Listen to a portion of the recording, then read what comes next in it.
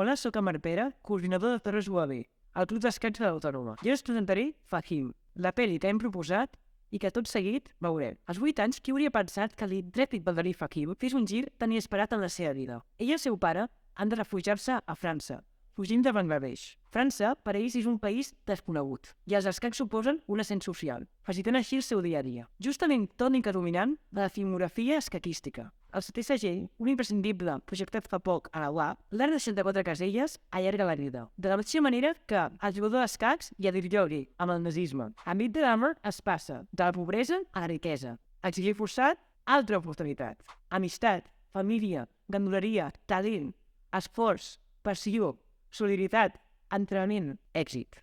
Tot això i més. No vull acabar sense recomanar el llibre Fahim, el rei de Bengala, anterior a la pel·lícula i escrit per Xavier Parmentier, l'entrenador del protagonista. Ai, per cert, quan acabi, us suposo que anem a dinar, conèixer-nos una mica i parlar sobre el tema. Més o menys serà sobre les 3, ja que dura 1 hora i 50.